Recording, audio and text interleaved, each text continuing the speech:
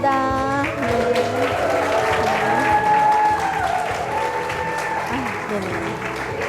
네, 안녕하세요. 반갑습니다. 이렇게 청주에 또 이 시간에 많은 분들과 함께 귀한 시간 내서 오셨는데, 여러분들과 오늘 제가 이 한 시간이 여러분들의 인생에서 정말 큰 도움이 됐다라는 시간이 되시길 바랍니다. 우리가 건강에 대해서 니즈가 굉장히 큰 세상 속에서 살고 있어요. 그죠? 그렇기 때문에 많은 분들이 건강을 위해서 홍삼도 드시고 한약도 드시고 영양제도 드시고 맛있는 것도 많이 드시죠. 네. 무엇을 하기 위해서? 건강해지기 위해서. 그런데 건강하려면 어떻게 해야 하는지, 그리고 우리가 우리 사람의 몸의 구조를 잘 알아서 가장 작은 단위의 건강을 잘 알고 있지 않으면 많은 돈을 쓰고도 가치 없는 소비를 할 수가 있다. 지금 이제 여러분들과 저는 딱 1시간 정도 함께 할 거예요. 그래서 여러분들과 저와의 어떤 시간이 아니라 옆 사람, 자, 우리 옆 사람을 위해서 강의의 매너 한 가지만 지켜주시면 너무너무 감사해요. 급한 전화 지금 빨리 받고 오시는 게 좋고, 그죠? 그래서 옆에 핸드폰에 우리 딱 1시간만 옆에 분을 위해서 집중하지 않는다. 강의에 집중해 주신다. 약속해 줄 수 있으시죠? 네, 감사합니다.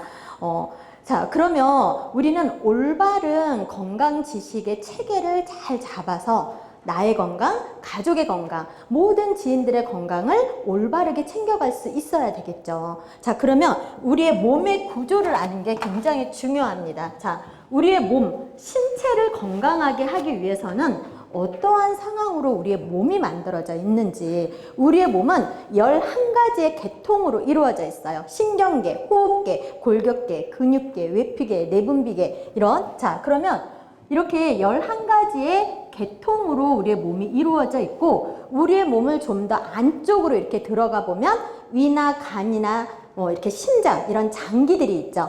그런 장기들을 우리는 기관이라고 해요. 자, 기관은 무엇이 모여서 기관을 이루느냐? 조직이 모여서 기관을 이루는 거예요. 그러니까 몸에 이상이 오면 무슨 검사예요?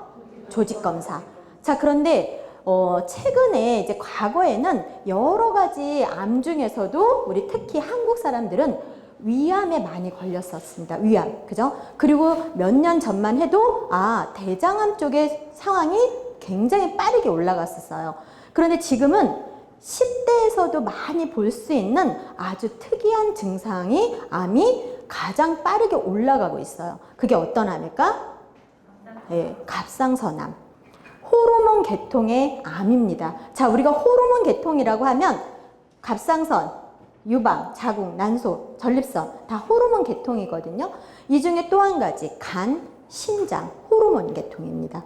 그런데 그러면 왜 지금 현대인들이 이렇게 호르몬 계통의 암이 급속도로 많이 올라가고, 암이 아니더라도 갑상선 항진이나 저하나 이런 내용이 많이 있을까? 여성분들의 갑상선은 그렇게 많이 위험하지 않다라고 해요. 그런데 남자분들의 갑상선에 걸리면 생명의 위협을 느낄 정도로 많이 위험해집니다. 자, 그럼 우리가 왜 현대인들이 이렇게 10대에서도 갑상선 상황이 되게 많이 일어났을까? 그것은 샴푸, 샤워젤, 우리가 쓰는 화장품, 입을 통해서, 경구를 통해서 들어오는 독소들은 90%를 해독할 수 있어요. 근데 피부를 통해서, 외피를 통해서 들어오는 독소는 90%를 해독할 수 없다. 그런데 그러한 성분들은 어디에 쌓인다? 11가지의 계통 중에 호르몬 계통의 어디에? 조직에 쌓이는 거예요. 무섭죠? 자, 그러면 우리가 조직을 떼는 이유는 무엇을 보려고 조직을 떼냐면 세포로 구성되어 있기 때문에 세포의 상황을 보려고 조직을 떼는 거예요. 그럼 결과적으로 세포를 건강하게 하면 조직도, 기관도, 계통도, 몸도 건강하다라는 답을 얻을 수가 있죠. 자, 그러면 세포를 건강하게 하기 위해서는 어떻게 하는 것이 좋으냐? 세포는 세포가 필요로 하는 영양소를 필요로 해요. 다른 것은 필요로 하지 않습니다. 그래서 세포가 필요로 하는 영양소는 우리가 중학교 때, 저희 때는 중학교 때 5대 영양소에 대해서 학습을 했었어요. 자, 그런데 요즘의 아이들은 초등학교에서 5대 영양소에다가 2가지를 더 더해서 탄수화물, 단백질, 지방, 비타민, 또 미네랄, 그죠? 비타민, 미네랄, 그리고 지금의 학생들은 식이섬유, 물까지 해서 7대 영양소, 그리고 또 한 가지 파이토케미칼, 식물 영양소. 이게 세포가 필요로 하는 영양소라는 거거든요. 자, 그러면 세포가 필요로 하는 영양소 중에서 우리 몸에 에너지를 굉장히 많이 주는 그게 바로 3대 영양소. 이러한 3대 영양소는 크기가 거대합니다. 대량 영양소라고도 하죠. 이러한 영양소들이 우리의 세포 안으로 그냥 못 들어오는 거예요. 우리의 세포 안으로 들어오려면은 작은 단위로 쪼개어져야 돼요.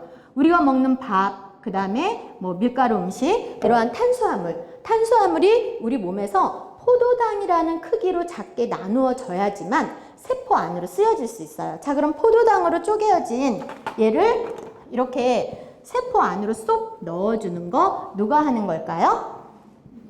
인슐린이라고 하는 성분이 하는 거예요. 자, 그러면 인슐린을 잡아서 세포 안으로 포도당을 넣어주지 못하면 우리의 몸은 어떻게 될까요? 소변을 통해서 포도당이 빠져나오는 병에 걸리게 되는 거예요. 그죠? 그러면 우리가 당뇨병이 걸렸다. 그럼 가장 먼저 우린 뭐 할까요? 병원에 가서 약을 먹으려고 할 거예요. 그죠? 그럼 당뇨병에 걸리면 약을 얼마나 먹으라고 하죠? 사람들이? 병원에서 의사 선생님들이? 네, 평생. 자, 그럼 나을 것 같으면 왜 평생 먹으라고 해요? 나을 수 있는 기간까지만 섭취하면 되는데 우리가 미국, 캐나다, 호주, 뉴질랜드, 영국 당뇨약 평생 먹으라고 할까요? 6개월 이상 주지 않습니다. 6개월 이상. 왜? 당뇨약은 이런 거예요. 우리가 혈관이 이렇게 있으면 혈관 안에 지방덩어리, 혈전들이 있죠. 얘네들이 막 뭉쳐있으면 여기에 찌꺼기도 끼고 자, 그럼 순환을 방해하겠죠. 이런 성분, 이런 혈전들이 많으면 피가 끈적끈적해지는 거예요. 그래서 순환을 잘 안 되고 한 곳에 이렇게 정체되어 있으면 염증이 생겼을 때 그 혈관이 큰 문제를 일으킬 수도 있죠. 우리가 조직에 염증이 오면 그 조직이 썩어 들어갈 수도 있는 게 당뇨병이잖아요. 그래서 빠르게 순환시켜줘야 돼요. 이렇게 혈전들을 떨어뜨려서 피를 묽게 인위적으로 만들어서 내보내는 게 아스피린 제제의 약들입니다. 그러면 이게 당뇨를 낫는 건 아니죠. 그런 약들을 오랫동안 드시면 어떻게 되겠어요? 혈관벽이 약해져요. 자, 혈관벽이 약해지면 피의 압력을 조절하는 데 문제가 생기겠죠. 그래서 혈압이 오는 거예요. 또 양약을 오랫동안 드시면 간에서 내가 충분히 내 몸에 포도당이 충분한데 간에서 부족하다라는 사인을 통해서 쓸데없이 포도당을 막 만들어내요. 그게 뭐예요? 고지혈증이에요. 그러니까 당뇨, 혈압, 고지혈증은 3종 세트다. 그러면 어떻게 쓸 때 당뇨가 낫는 거예요? 포도당을 인슐린이 잡아서 세포 안으로 넣어주면 낫는 거죠. 그죠? 우리가 그럼 단백질은 무엇으로? 아미노산으로 분해가 되어져야 된다. 지방은 지방산으로 이렇게 분해가 되어져야 돼요. 자, 이렇게 분해된 상태를 우리는 전문 용어로 소화 흡수된 상태다라고 얘기를 하는 거예요. 음식을 잘 먹고 잘 배설시키면 소화가 잘 돼라는 얘기 많이 하시죠. 그런 소화가 아니라 거대한 영양소들이 들어와서 세포 안으로 쓰여질 수 있는 크기로 가수분해되는 거. 이 상태를 소화흡수된 상태라고 하는 거고요. 이런 소화흡수가 될 때 반드시 필요한 성분들이 있어요. 무엇이? 산소가 필요하고요. 효소라는 애가 필요해요. 그런데 이 효소는 자기 혼자는 아무런 역할을 못합니다. 반드시 효소를 도와주는 조효소가 있어야 되는데 그 조효소가 바로 뭐다? 비타민 미네랄의 또 다른 이름이다. 얘네는 그래서 뭐라고 해요? 미량 영양소라고도 합니다. 자, 조효소는 우리가 시중에서 판매되는 영양소들을 어떻게 부를까요? 우리가 알고 있는 종합영양제. 사람의 몸에 필요한 49가지의 성분들이 들어가 있는 종합영양제. 그게 바로 조효소예요. 그럼 우리가 이렇게 거대한 영양소를 소화흡수 시킬 때 이 조효소, 종합영양제라고 하는 조효소가 없이는 우리의 몸에 가수분해, 소화흡수 될 수 없다. 그죠? 그러니까 현대인들이 오는 질병들, 현대인들이 앓고 있는 수많은 질병들이 있어요. 여러분들 주변에 앓고 있는 여러 가지 지인들의 질병을 하나하나씩 한번 불러보세요. 예. 우리가 심혈관계통의 질환들, 뇌혈관계통의 질환들, 루게릭, 메니에르, 이명. 자, 이런 질환들은 병원에서 빠르게 치료되는 질환일까요? 아니죠. 그죠? 현대과학으로는 치료가 불가능하다. 특히 메니에르라든지 이명이라든지 면역이 약해져서 오는 내 몸이, 내 세포가 나를 공격하는 질환이다 라고 표현하는, 내 몸에서 내가 만들어내는 성분들을 통해서 내가 내 몸을 공격하는, 근데 참 치료가 어려운 그러한 질환들이 굉장히 많죠. 뭐 관절이라든지 비염, 천식, 아토피, 이렇게 심혈관계통, 뇌혈관계통 크게, 그죠? 그리고 암. 이러한 현대인들이 앓고 있는 모든 여기에 고혈압, 고지혈증 다 들어갑니다. 당뇨, 1형 당뇨, 2형 당뇨. 1형 당뇨 어떤 당뇨예요? 1형 당뇨는 인슐린이 만들어지지 않는 거예요. 아예 베타세포에서 인슐린 자체를 못 만들어내는 거예요. 그러니까 선천적이고 유전적인 당뇨죠. 근데 대부분 90%는 어떤 당뇨예요? 생활습관병에서 오는 2형 당뇨. 인슐린이 만들어지는데 포도당을 잡아서 세포 안에 넣어주지 못하는, 그죠?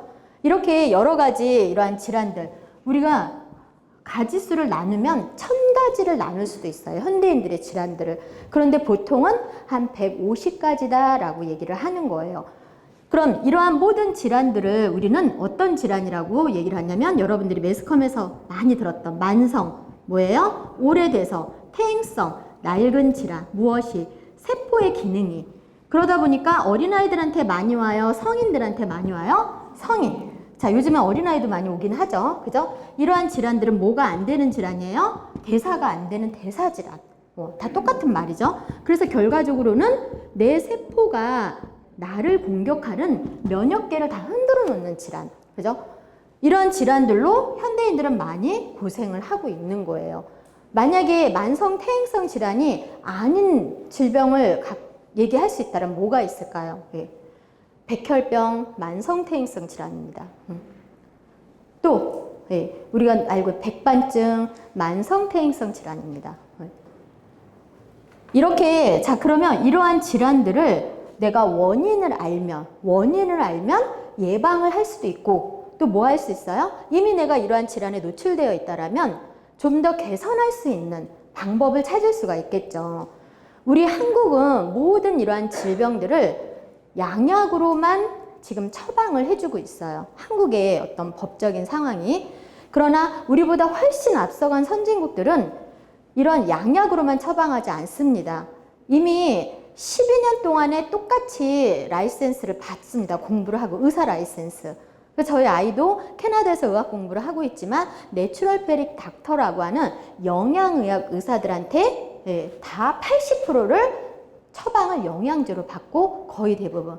그러니까 6개월 이상 양약을 주지 않는 거예요.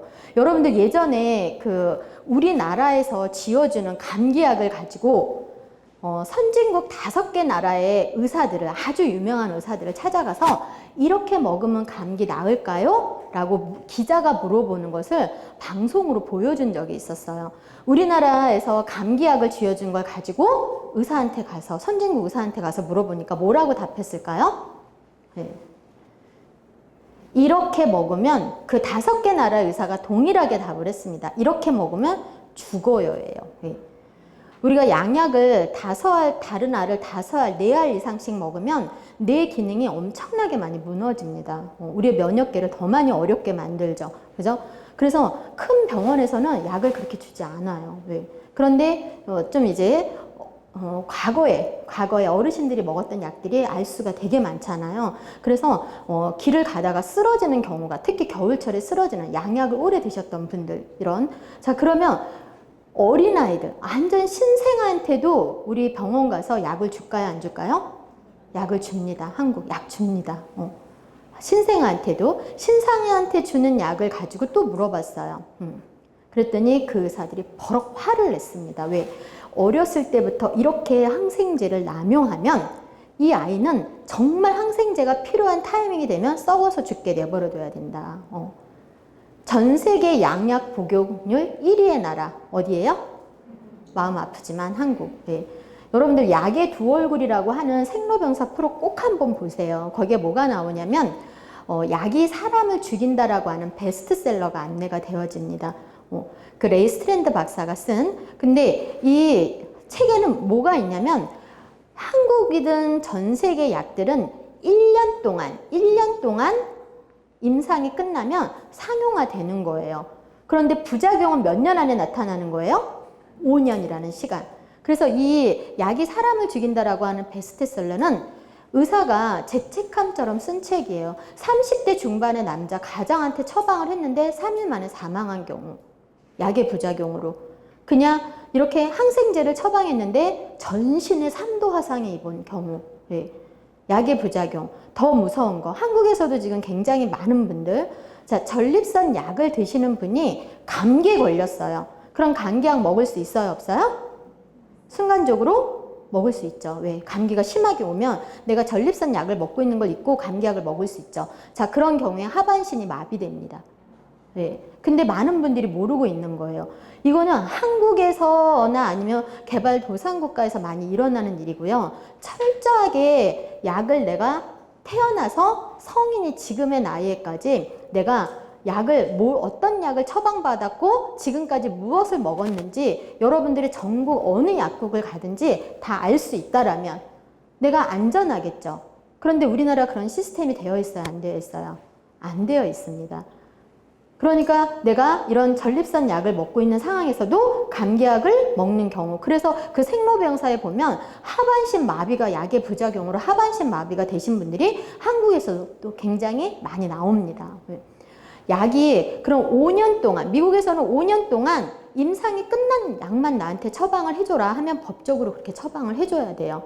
여러분들 우리나라 병원에 가서 5년 임상이 끝난 약만 나한테 처방해줘라는 얘기 해보신 적 있으세요? 그랬다가 엄청 혼나고 그럴 수도 있겠죠.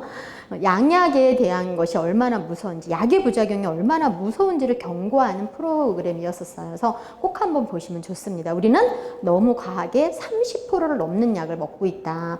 그러면 이러한 약의 내성이 생겼을 때 그 내성을 분자구조에서 밀어내주는 거 뭐가 할까요? 내 몸에 약의 내성이 그런 약성분이 많이 들어가 있어요. 얘네들을 분자구조에서 밀어내줄 수 있는 성분 알고 계신 분? 우리나라 식약처 홈페이지에 들어가면 이러한 성분들을 약을 많이 드시는 분들은 메가도스 요법으로 1.5배, 2배씩 먹으라고 나와 있습니다. 그게 뭘까요? 비타민, 미네랄, 종합영양제. 네. 일본에서 원자폭탄이 터졌어요. 그래서 사람이 원폭을 많이 받았습니다. 원폭을 굉장히 많이 받았을 때 딱 한 가지의 미네랄만이 그 원폭의 성분을 몸 바깥으로 밀어내줄 수 있었어요. 그 성분은 뭘까요? 요드. 네. 그래서 일본으로 들어가는 미네랄, 종합영양제는 미네랄이 정말 손가락 크기만큼 큽니다. 왜? 아직도 그런 상황에서 해결이 안 되어 있기 때문에. 그래서 미네랄, 연구 논문에도 많이 나와 있죠. 우리가 미네랄이 부족하면 우울증에 걸릴 확률이 상당히 많이 높아집니다. 비타민이 부족하면 정신질환에 걸릴 확률이 굉장히 많이 높아져요. 사람이 어떤 극도의 스트레스를 받았을 때 지금 현대인들한테 가장 무섭게 오는 병이 있죠. 조현병. 멀쩡한 상태에서도 내가 부모를, 내 자식을 죽이고도 모를 수 있는, 평상시엔 너무 멀쩡하죠. 근데 스트레스를 받으면 어떻게 되는 거예요? 스트레스를 받으면 본인이 무슨 일을 했는지 기억을 못하는 거예요. 어떤 공간 안에, 좁은 공간 안에 있으면 너무 두렵고 먹을 수도 없고 잠을 잘 수도 없는 거, 공황장애. 현대인들한테 가장 많이 오는 거죠. 스트레스로 인해서. 그죠?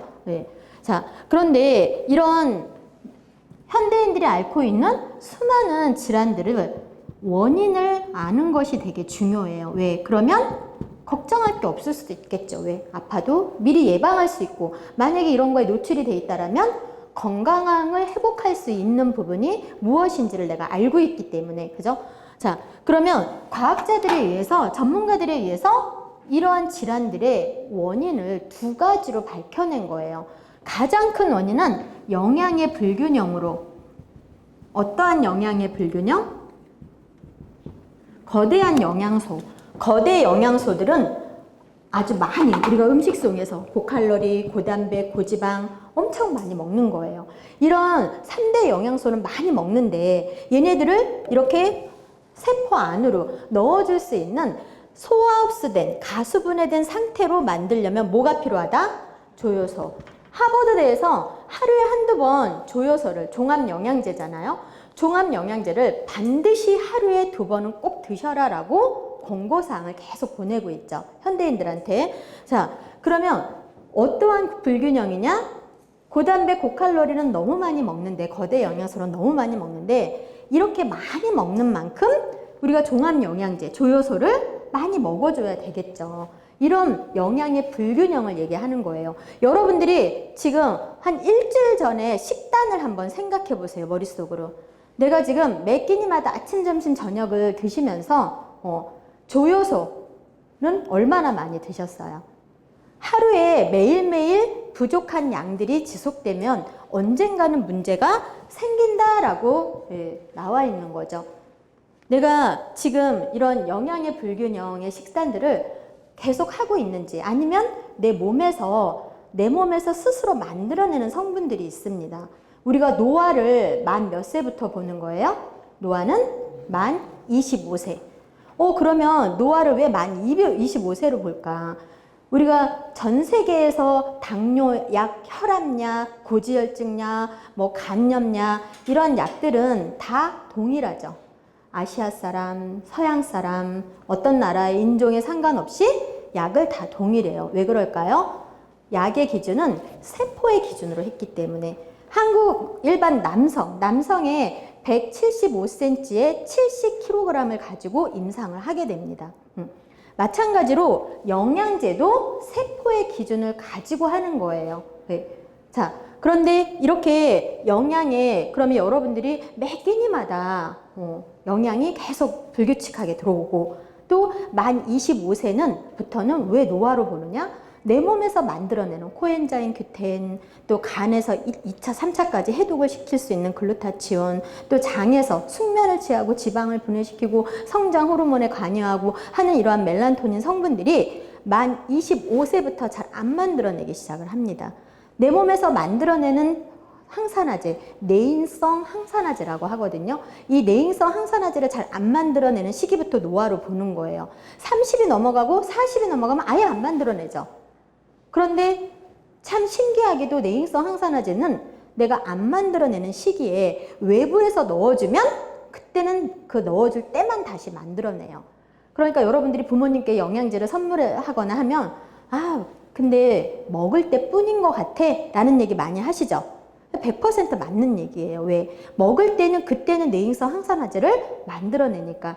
그래서 여유가 있는 분들이 이런 항산화제들을 많이 드시는 경우를 보면은 훨씬 더 젊어 보이고, 훨씬 더 에너지가 넘쳐 보이고, 활력이 넘쳐 보이는 거 너무 당연하겠죠. 그죠? 자, 두 번째로는 무엇으로 인해서? 스트레스로 인해서 오는 걸로 밝혀졌어요.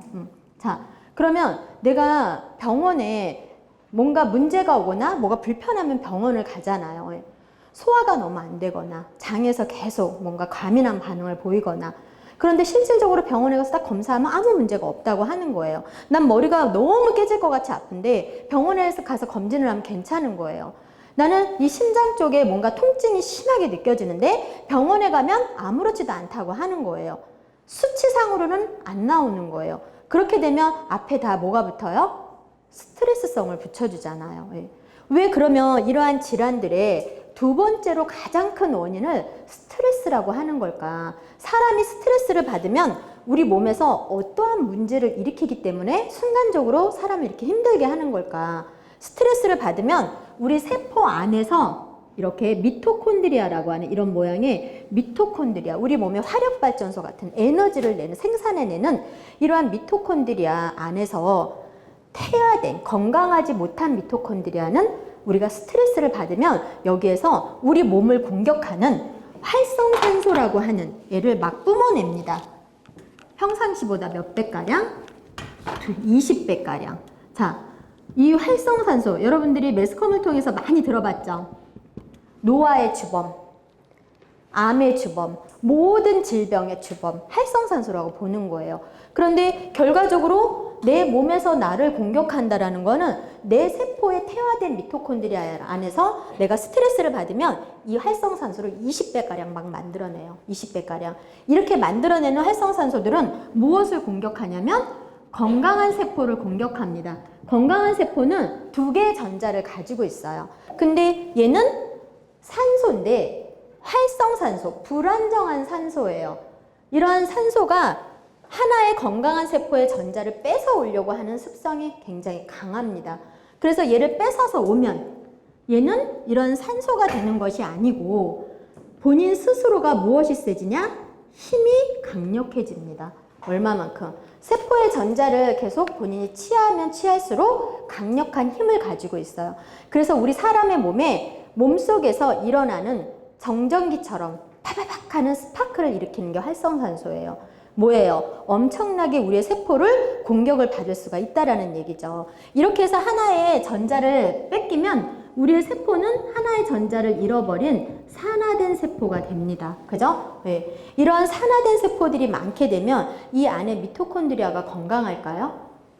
사람이 왜 스트레스가 이렇게 무서울까요? 스트레스를 엄청나게 강하게 받아서 얘가 우리 몸에서 20배가량 이상 만들어내면 어디를 치겠어요? 나의 약한 쪽을 치겠죠. 내가 눈이 약하면 눈을, 관절이 약하면 관절을, 간이 약하면 간을.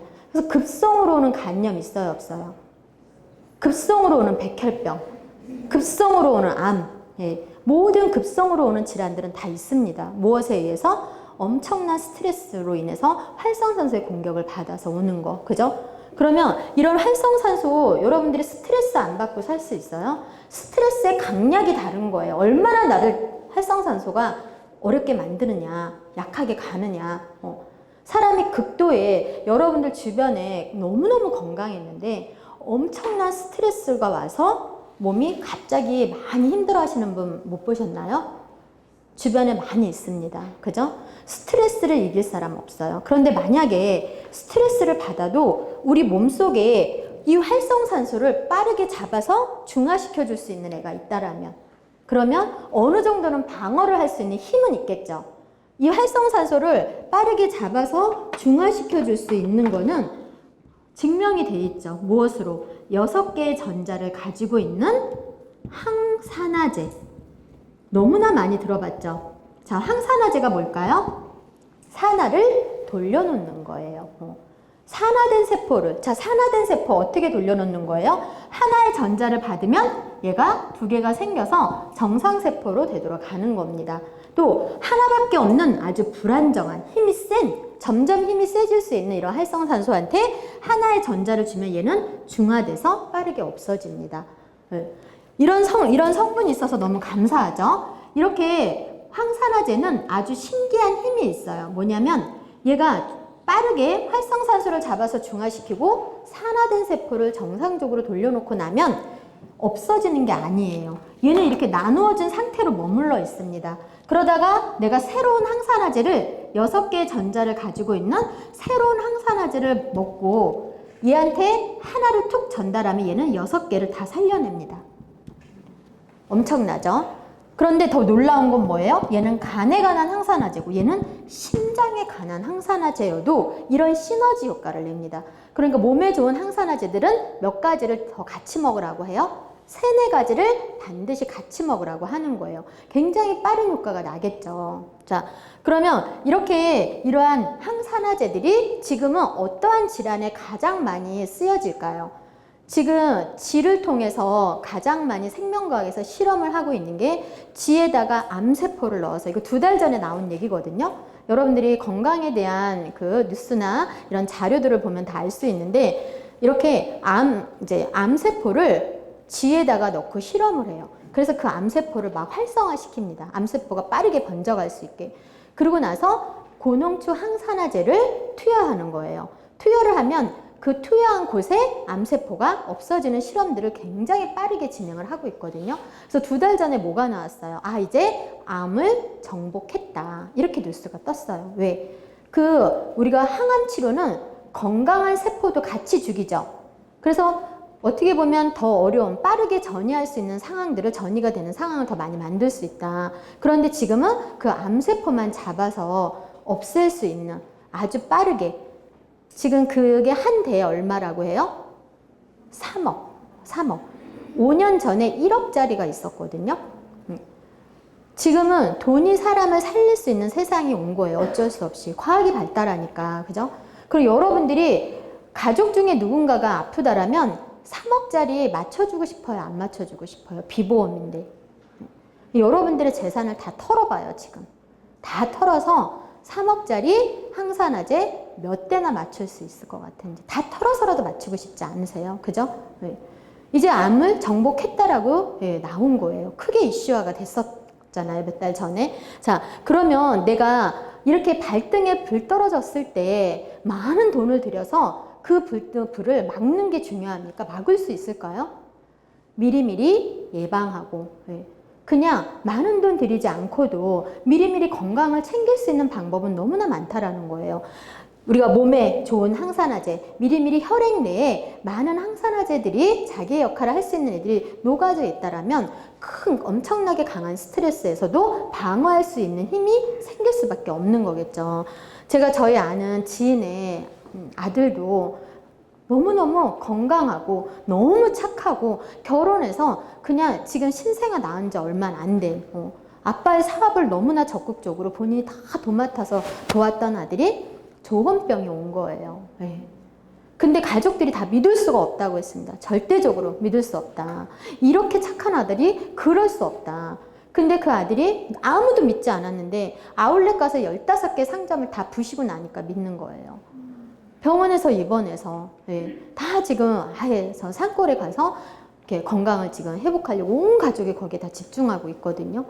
쉽겠냐고요. 우리가 그냥 쉽게 지나칠 수 있는 비타민, 미네랄이라고 하는 거 있어서 먹으면 좋고 안 먹어도 되고 이런 상황이 지금은 아니다라는 거예요. 우리가 지금 대학원, 생명과학 대학원 교재 안에 보면은요. 이 비타민, 미네랄이 심장병, 뇌졸중, 말초동맥 질환, 당뇨병, 그 다음에 또 이런 여러 가지 질환들, 이런 질환들을 인슐린 저항성에도 치료했던 부분들을 해결할 수 있는 그런 부분이 다 올라와 있어요. 너무나 놀랍게도. 그러니까 선진국에서는 80%의 우리가 양약으로 처방받는 그러한 질환들을 80%를 영양요법으로 치료를 하는 경우가 많다라는 거예요. 자, 그러면 이렇게 항산화제들 그리고 우리가 현대인들이 앓고 있는 이러한 질환들의 원인을 살펴봤는데 우리가 생활 속에서 지킬 수 있는 게 뭐가 있어요? 생활 속에서. 거대한 영양소는 앞으로도 여러분들 많이 드실 거잖아요. 그죠? 고칼로리, 고단백, 빵도 너무 맛있고, 떡도 너무 맛있고, 고기 막 온갖 양념 다 해서 숯불에 태워가지고 막 그렇게 먹으면 진짜 군침 돌고 너무 맛있잖아요. 그죠? 그런데 여러분들 간장 하나에도 100가지의 화학 원료가 들어가 있는 거 아세요? L-글루타민이라는 거, 라면 스프에 들어가 있는 거, 과자에 들어가 있는 거, 얘는 너무너무 맛이 없는 상태에서 L-글루타민이 들어가면 굉장히 입맛을 확 돌려놓는 거예요. 여러분들 라면 스프 하나면 세계 여행 다 할 수 있다고 하잖아요. 그죠? 그런데 얘가 어떤 성분이냐면 70가지의 화학 원료를 하나로 만든 거예요. 일본의 박사가. 그걸 만들어서 전 세계 부자의 대열에 들어갔습니다. 그런데 그분이 지금은 뭐 하고 있어요?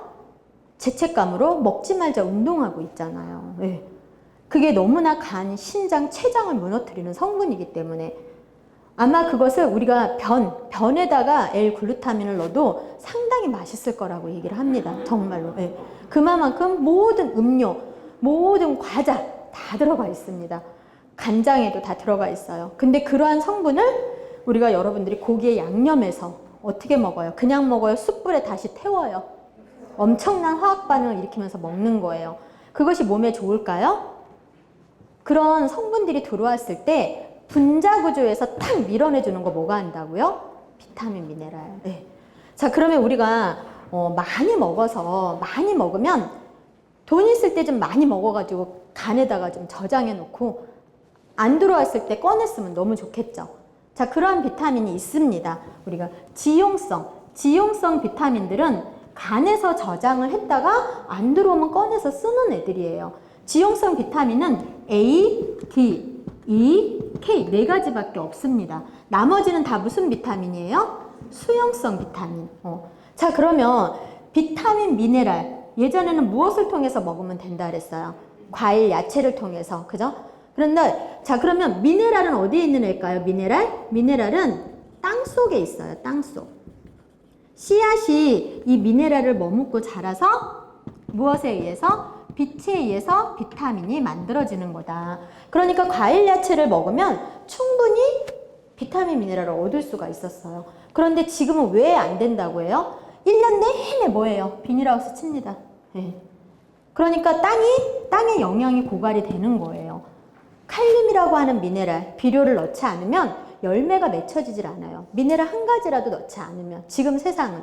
더 문제는 뭐예요? 수확하면 땅에서 딱 떨어져 나오면 모든 과일, 야채는 자기 자신을 보호하기 위해서 물질들을 막 만들어냅니다. 그런데 그렇게 만들어내는 물질들이 미네랄과 비타민을 파괴시키는 성분들이에요. 우리가 과일, 야채를 통해서 충분한 양을, 그나마 필요한 양을 얻으려면 수확한 지 4시간 전에 드셔야 돼요. 이게 가능할까요? 네. 농사 지어서 드셔야 돼요. 우리 집 냉장고를 수십 번 들락달락 하면서 먹는데 또 마트에서 냉장 보관했다 오는데 무슨 영양이 거기에 있겠어요? 과일에 달지 않으면 드시나요? 토마토도 달아야 먹고, 수박에 씨가 잔뜩 있는 수박 드시겠어요? 씨 없는 수박 드시겠어요? 포도송이 안에, 포도 알에 절반 씨앗이 있는 걸 드시겠어요? 씨 없는 포도 드시겠어요? 예. 자, 그러면 씨 없는 포도, 씨 없는 수박 어떻게 만들어지는 걸까요? 예.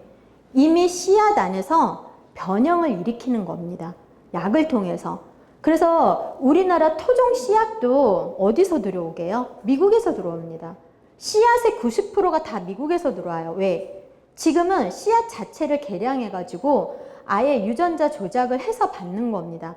그렇기 때문에 콩을 과거에는 콩 하나를 10개가 생겼다면 지금 100개가 생길 수 있도록. 근데 그런 애들을 다시 심으면 그렇게 자라지 않아요. 매년 다시 수입을 해야 됩니다. 여러분들이 수박에 씨 성장을 못하게 막는 약을 치는 거예요.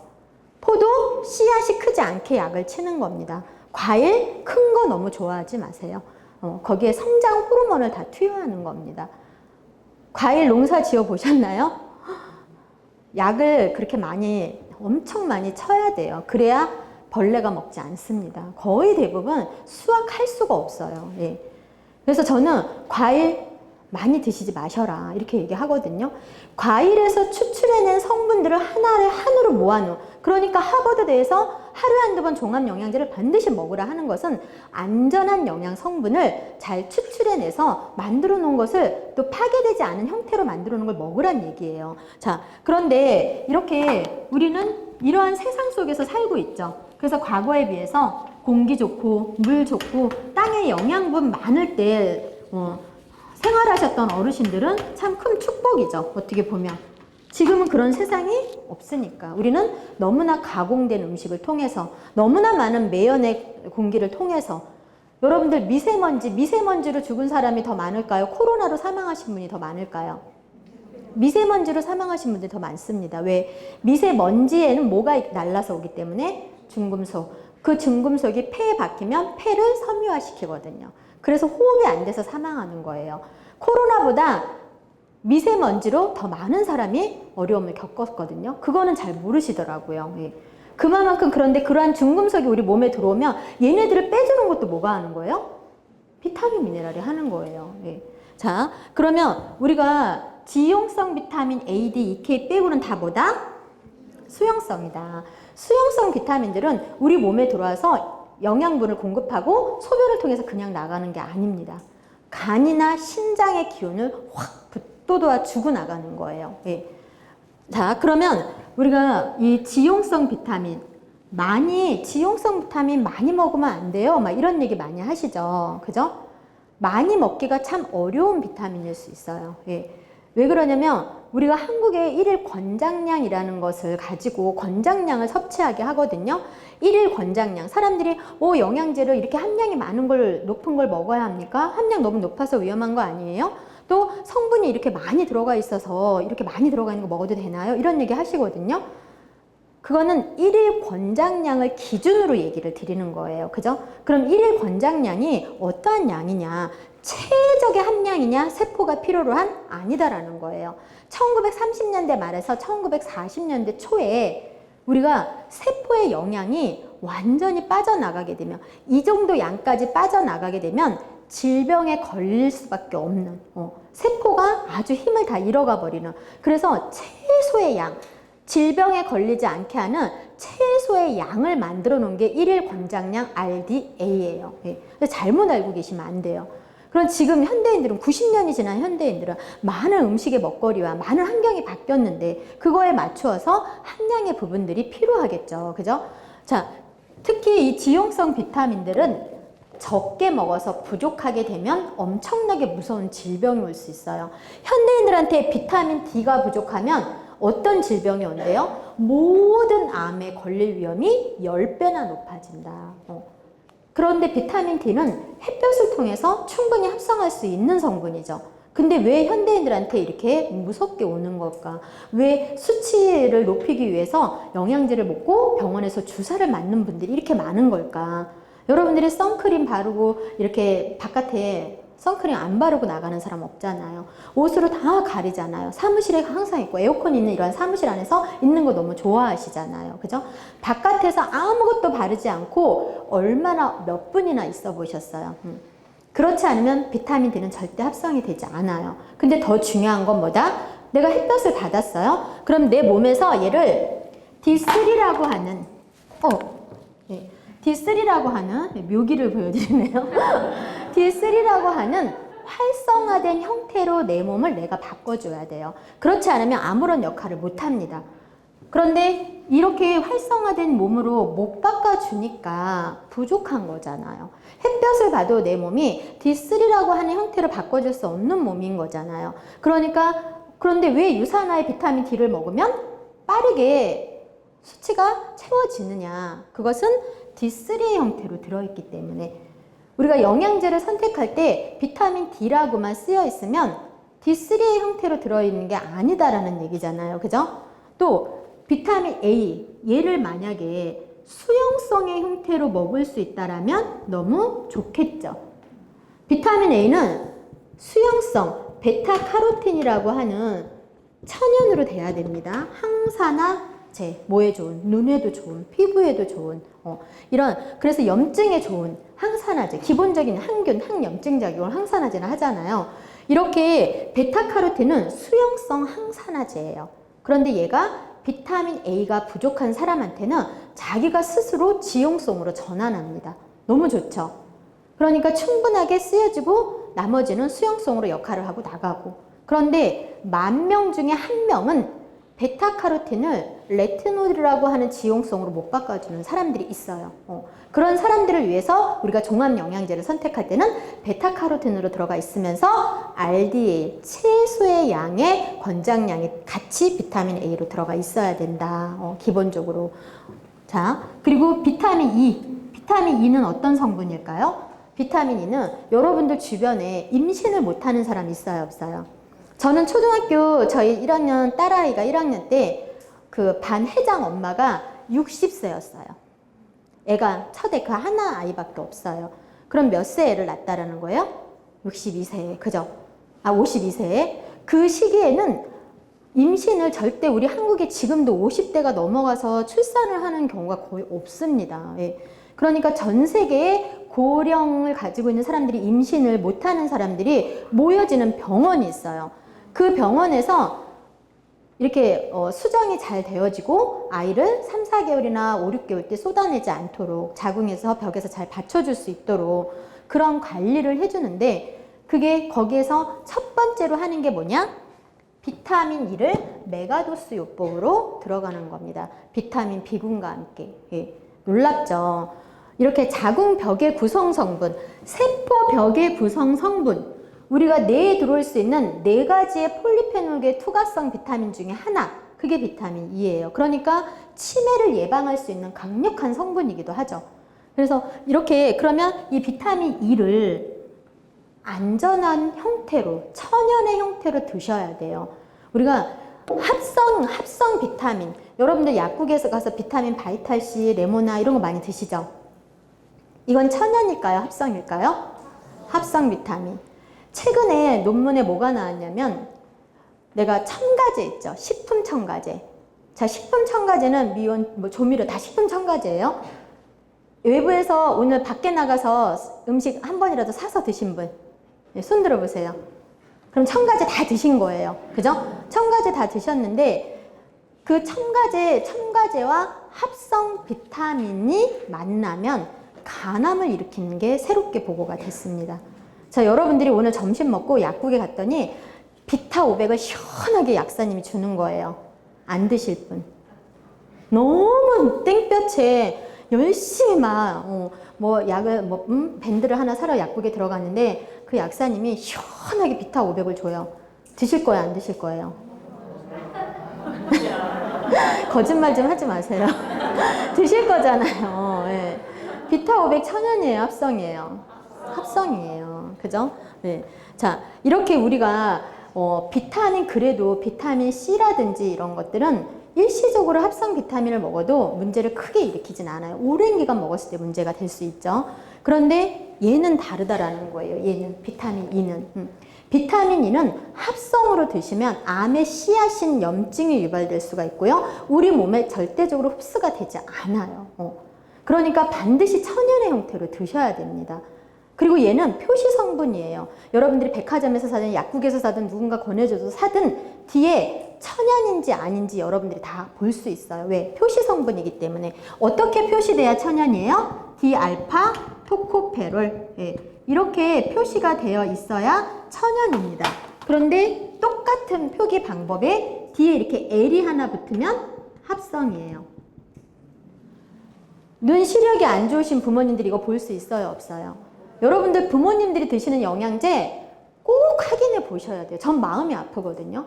제가 상담을 하다 보면 영양제를 막 가지고 와요. 성분을 봐달라고. 거의 99%는 전부 다 어머니들이 드시는 거 합성으로 다 되어 있어요. 예. 돈을 주고 오히려 더 안 드셔도 될 걸 먹는 거가 같은 거죠. 예. 여러분들 보세요. 여러분들 부모님 드시는 거. 제대로 올바른 영양제를 잘 드실 수 있도록 안내자 역할을 여러분들이 하셔야 됩니다. 자, 그리고 이러한 성분들은 그래서 치매를 예방하는 치료제로도 일본에서는 많이 쓰입니다. 네. 자, 비타민 K. 비타민 K는 K1이 있고 2가 있고 3가 있어요. 어떤 게 안전한 형태일까요? 네. 비타민 K는 무슨 역할을 할까요? 피가 철철 흘러요. 빠르게 응고해야 과다 출혈을 예방할 수 있죠. 그럴 때 비타민 K가 부족하면 출혈이 계속 막을 수가 어렵습니다. 또 여러분들이 칼슘이라고 하는 거, 칼슘을 딱 잡아서 뼈에다가 탁 흡착시켜주는 역할 비타민 K가 하는 거예요. 여러분들 칼슘이 얼마나 중요한지 아세요? 여러분 주변에 혹시 신장이 안 좋으신 분, 안 좋은 분을 알고 계신 분들, 우리가 칼슘이 부족하게 되면 신장에서 인의 농도를 조절을 못하기 때문에 신장이 엄청나게 나빠져요.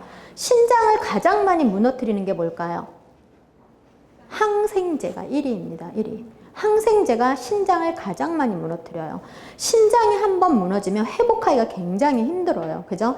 그래서 신장은 우리 몸에 2.8리터의 피를 24시간 동안 계속 일을 하면서 소변으로 만드는 역할을 하는 겁니다. 그런데 우리 몸의 장기 중에 가장 오랫동안 100년 이상 건강할 수 있는 게 신장이거든요.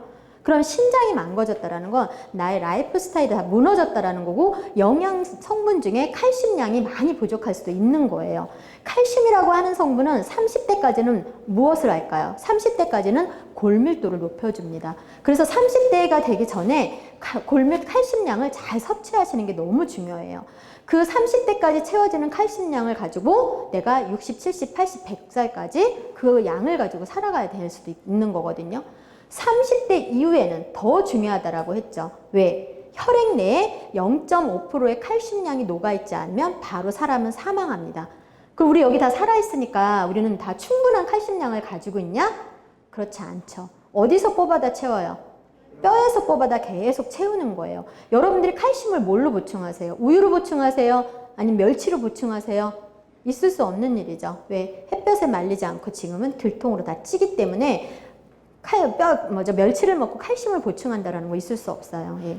우유를 통해서 단백질 분해 효소를 잘 못 만들어내면 굉장히 장에 더 악 영향을 줄 수가 있죠. 또 뭐예요? 모든 돼지, 닭, 소 전부 다 뭘로 키워요? 예. 항생제를요 15가지 이상을 넣어서 농장주들이 다 피부병으로 엄청나게 고생을 하고 있어요. 예. 그런 항생제에 들어가 있는 성분들이 다 같이 우유를 만들어낼 때 다 나올 수밖에 없는 부분인 거죠.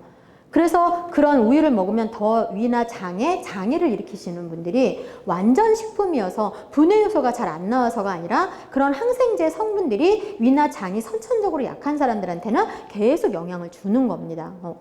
그래서 이런 칼슘들, 자 그러면 우리는 안전한 형태로 먹는 게 되게 중요해요. 칼슘 K3는 과하게 먹으면 몸에 해롭습니다. 그래서 안전한 형태, 여러분들이 영양제를 성분을 종합 영양제를 볼 때 베타카로틴의 형태로 활성화된 형태로 천연의 형태로 안전한 형태로 들어가 있는 걸 다 보고 선택을 하셔야 된다는 거예요.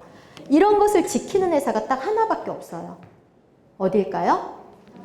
네, 알고 오신 거죠. 자, 수용성 비타민 퀴즈를 낼 거예요. 여러분들한테 시키진 않을게요. 머릿속으로 잘 생각해 보세요. 이 비타민, 어떤 비타민이냐면 이 비타민은 임신해서 사람이 사망하기 직전까지 너무나 많이 필요한 비타민입니다. 임산부한테는 이 비타민이 부족하면 육체적인 기형아를 낳을 수 있어요. 자, 나는 키가 안 커서 부모님 원망스러워요 하는 분 손 들어보세요. 조금만 더 손 들고 있으시네요. 네. 나는 나 얼굴 너무 따라주는데 키가 안 따라줘. 너무 속상하잖아요. 그죠? 네. 그런데 10대에 이 비타민이 부족하면 키 성장이 안 돼요. 왜? 성장 호르몬에 가장 많이 관여하는 성분이에요. 성장기 아이들한테 너무나 중요한 성분입니다. 머릿속으로 생각해서 맞췄는지 안 맞췄는지 확인을 해보세요. 어떤 비타민인지. 어떤 비타민을 얘기하려고 할까? 지용성 아니고 수용성이에요. 수용성. 네. 30대, 30, 40대 이 비타민이 부족하면 아까 제가 호르몬, 갑상선, 유방, 자궁, 난소, 전립선, 호르몬 계통의 암이 8배나 높아져요. 예. 너무나 고통스러운 암이죠. 왜? 그 어떤 암보다도 호르몬 계통의 암은 림프를 통해서 빠르게 다른 곳으로 전이할 수 있는 상황이 굉장히 빠르게 진행이 됩니다. 또 어르신들한테 이 비타민이 부족하면 치매에 걸릴 확률이 상당히 많이 높아져요. 아까 이 성분과 함께 일본 병원에서는 얘네들을 치매 치료제로도 굉장히 많이 쓰여지고 한국에서도 이틀 동안 방송이 됐었습니다. 자, 그리고 여러분들이 너무나 싫어하는 적게 먹어도 살찌는 거 너무 싫죠? 네, 누가 봐도 날씬한데 다이어트를 하고 있어요. 참 신기할 정도로, 그죠? 이렇게 다이어트에 대한 관심은 엄청 많은데 이 비타민이 부족하면 적게 먹어도 살쪄요. 왜? 지방을 에너지원으로 가장 많이 태워줄 수 있는 애예요. 얘네들이 없으면 지방을 태울 수도 없고 근육을 만들 수도 없어요. 어떤 성분일까요? 예. 자, 비타민 B군들. 예. 마치신 분들은 스스로 기특하다고 이렇게 해보세요. 자, 비타민 B군은 반드시 8가지를 같이 드셔야 돼요. 비타민 B군 8가지. 1, 2, 3, 6, 7, 9, 12. 그죠? 5가 빠졌네요. 예. 자, 그래서 이렇게 그런데 여러분들이 비타민 B군 중에 8을 얘기하시는 분들이 최근에 막 있어요. 예. 그 8은 우리 한국 사람은 안 먹어도 돼요. 지금 넘쳐나. 왜? 쌀을 드시는 주식으로 가져가는 나라들은 비타민 A가 너무 풍부한 거예요. 왜? 쌀에서 나오는 거기 때문에. 그래서 따로 안 드셔도 되는 거예요. 그렇지만 이 8가지는 반드시 드셔야 돼요. 이 8가지. 자, 사람으로 따지면 비타민 B군은 엄청 까탈스럽고 예민하고 혼자는 아무것도 못하는. 그래서 이 8가지가 반드시 같이 있어야 힘을 낼 수 있는, 그리고 흡수도 잘 되지 않는 웬만한 양 가지고는 엄청 까다롭겠죠. 그런데 임신해서부터 죽기 직전까지 너무나 많은 역할을 하는 성분이다라는 거예요. 이러한 성분들이 8가지가 같이 들어가 있지 않으면 2, 3가지, 3, 4가지, 한두 가지만 빠져도 100% 중에 기능이 확 떨어집니다. 몇 프로까지? 30%까지. 너무너무 중요한 비타민인데 흡수도 잘 안 되는데 아이들 키 성장할 때 너무 필요한데 멜라토닌을 만들어내는 아주 중요한 성분인데 성장 호르몬에 너무나 많이 관여하는데 암에 걸리지 않도록 도와주는 엄청난 성분들인데, 그런데 이러한 성분들 중에 1, 2, 6 이 세 가지는 굉장히 많은 양을 드셔야 돼요. 웬만해서는 사람의 몸에 흡수가 되지 않습니다. 자, 그런데 얘네들 몇 프로? 1000%. 이렇게 들어가 있어야 되는 거예요. 근데 왜 기업들이 이렇게 많이 못 넣을까요?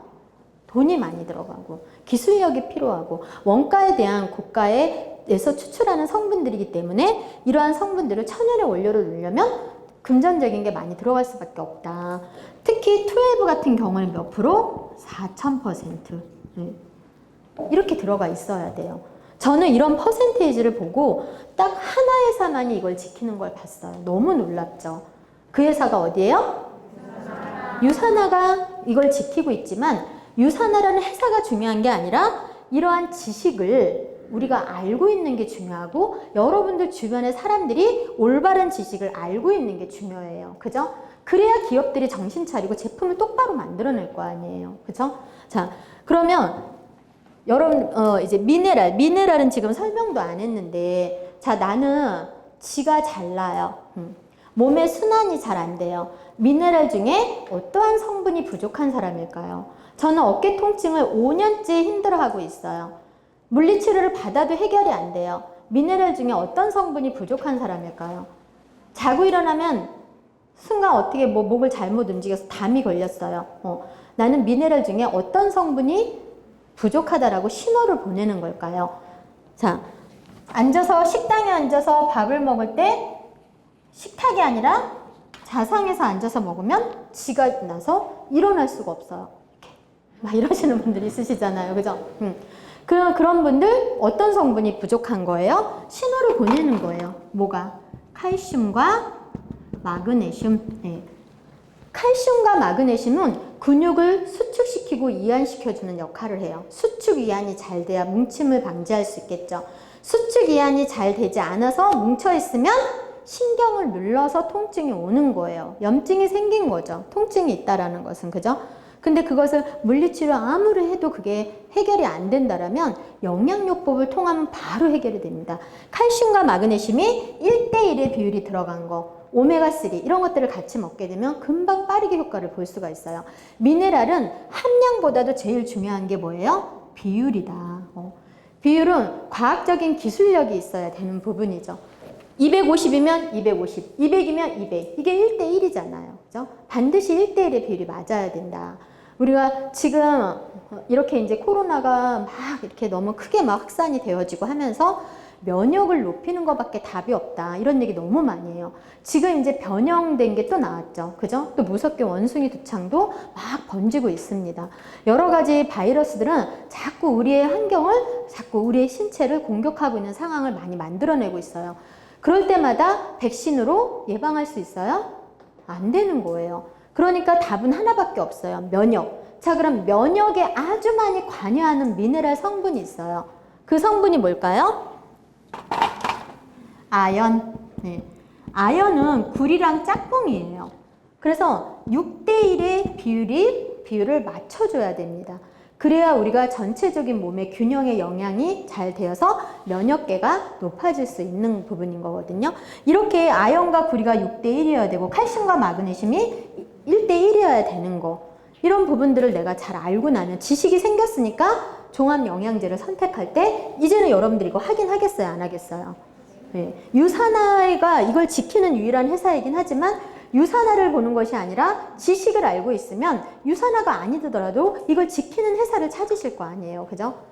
또 고가의 미네랄들이 있어요. 여러분들 모든 아이들도 세포는 죽고 태어나고를 반복해요. 어른들도 세포는 항상 죽고 태어나고를 반복해요. 무엇을 통해서? 세포 분열을 통해서. 자, 그러면 여러분들 임신 16주가 되면 우리 무슨 검사예요? 기형아 검사. 그죠? 그 기형아 검사를 할 때 무엇을 보는 거예요? 염색체. 그죠? 이 염색체의 X 모양의 이 염색체의 끝에, 이 끝에를 우리는 텔로미어라고 해요. 여러분 요즘에 많이 나오죠? 예. 인체에 대한. 근데 이 텔로미어가 뭐래요? 우리가 유전자 검사를 하면은 앞으로 나의 생명이 몇 년을 남았다라는 걸 알 수 있어요. 여기 계신 모든 분들이 병원에 가서 유전자 검사를 하면 앞으로 내 생명이 20년 남았다, 30년 남았다, 50년 남았다 다 알 수 있다고요. 무엇을 통해서? 내가 타고난 염색체 끝에 텔로미어의 길이를 통해서. 그래서 세포 분열을 계속하면 얘가 점점 줄어들어서 사망하는 거예요. 그러면 내가 이미 이 길이는 타고나는 거거든요. 얘네들이 내가 인생을 살면서 이렇게 줄어들었어요. 그럼 얘가 다시 타고난 것보다 더 길어지는 것이 아니라 회복하는 거. 이 회복하는 게 무엇을 통해서 회복할까요? 바로 미토콘드리아. 세포 안에 이 미토콘드리아를 수를 건강하게 막 수를 늘리면 얘가 원래의 길이대로 회복되어집니다. 이것을 2020년도에 4월 20일 날 국가로부터 특허를 받은 회사가 있어요. 증명을 해보였다라는 거예요. 무엇을? 미토콘드리아를 건강하게 복제시켜서 재생시킬 수 있는 기술력을 미국 국가로부터 증명을 해서 특허받은 회사가 있어요. 대박이죠? 회사 이름이 뭘까요? 네. 여러분들 네이버에서 기뻐서 웃으시는 거죠. 대단한 겁니다. 그래서 이렇게 이 텔로미어의 길이를 회복시킬 수 있는 거. 그래서 생명과학 대학원 교재에 보면 기초 수명을 늘릴 수 있는 성분에 대해서 오픈을 시켜놨어요. 그 성분들이 모든 회사들이 다 넣으면 괜찮겠죠. 그죠? 네. 자, 그러면 이렇게 세포의 상황들을 빠르게 복제시켜서 건강하게 재생시키고, 그런데 중요한 건 뭐냐면 죽은 세포들이 몸에 남아있으면 염증과 독소를 만들어낼 거 아니에요. 그죠? 그래서 우리가 비문증이라는 거 아시죠? 망막티에 눈 세포가 탁 떨어져서 나가줘야 되는데 죽은 세포가 망막티에서 붙어서 있는 거예요. 그러니까 자꾸 그게 보여, 눈에. 비문증, 막 날파리 날아다니는 거. 이거 현대과학으로 고칠 수 있다고 해요, 없다고 해요? 없다고 하는 거예요. 이명 고치기 힘들듯이, 류게릭 고치기 힘들듯이, 백반증 고치기 힘들듯이 이렇게 비문증도 고치는 게 어렵다. 그런데 이 성분, 눈의 각질들, 세포의 각질들을 빠르게 떨어뜨려서 내보낼 수 있는 성분이 있어요. 고가의 미네랄. 뭘까요? 몰리브덴. 예. 그러니까 종합영양제를 선택할 때 어린이 영양제 안에도 이 성분이 있어야 돼요, 없어야 돼요? 있어야 되는 거예요. 우리가 지금 30, 40대의 의사 선생님들을 보면 암 환자분들한테 지금은 젊은 의사 선생님들은 영양제를 다 먹으라고 권해줍니다. 제가 아산병원에서 암 환자분한테 센트룸 먹으라고 권해줬다 해서 기절할 뻔했어요. 네. 우리 한국의 의사 선생님들이 아직까지는 한국의 법이 영양학을 안 배워요. 교양 과목으로 선택을 해야지만 12년 동안 딱 2시간 공부하는 거예요. 가정의학과만 많이 배웁니다. 그러니까 지금 기능병원들이 막 만들어지고 있잖아요. 가정의학과 원장님하고 이렇게 체형 교정하는 그런 부분이 같이 어울려져서 환자를 치료할 수 있는 기능병원들이 지금 막 생겨나고 있잖아요. 그죠? 그럴 때 그런 병원들은 정신 바짝 차리고 모여야 돼요. 환자들을 위해서 지식을 정확하게 올바르게 전달을 잘해야 되겠죠. 우리가 이렇게 의사분들이 연세가 많으신 분들도 어떠한 영양 성분 하나는 반드시 암 환자분들도 절대 먹지 말라고, 영양제 먹지 말라고 하면서도 어떤 하나의 성분은 계속 먹어야 된다고 주장하는 성분이 있어요. 이건 꼭 먹어라, 이렇게. 그 성분이 뭐냐면 셀레늄이라는 항산화 미네랄이에요. 얘는 우리가 아까 항산화 어떠한 역할을 하는지 학습했죠. 일반적인 성분의 1970회 역할을 하는 항산화예요. 그런데 얘는 뭐예요? 미네랄이에요. 자, 미네랄의 특징에 대해서 알아야 돼요. 미네랄은 비타민이 없이는 흡수를 못 시킵니다. 미네랄은 비타민과 함께 한 알로 믹스시켜 놓으면 서로서로 다 파괴시켜 버려요. 그러니까 고가의 종합 영양제들은 다 어떻게 돼 있어요? 미네랄과 비타민을 떨어뜨려 놨죠. 그리고 섭취를 할 때 같이 섭취를 해야지만 흡수력을 높이는 거거든요. 그러니까 하나로 믹스해 놓은 거 먹으면 돼요, 안 돼요? 다 서로서로 파괴되는 거예요. 간편한 게 좋은 게 아니라는 거예요. 그죠? 그래서 이렇게 종합 영양제 안에도 이렇게 많은 내용들을 우리가 잘 함량이나 비율이나 어떠한 성분이 들어가 있는지 잘 확인해야 된다. 여러분들 지금 이렇게 세상이 건강 쪽으로도 굉장히 많이 어떤 바이러스에 대해서도 어려움을 많이 겪고 있고 건강에 대한 니즈가 굉장히 커지는 세상 속에 살고 있어요. 우리들은. 그죠?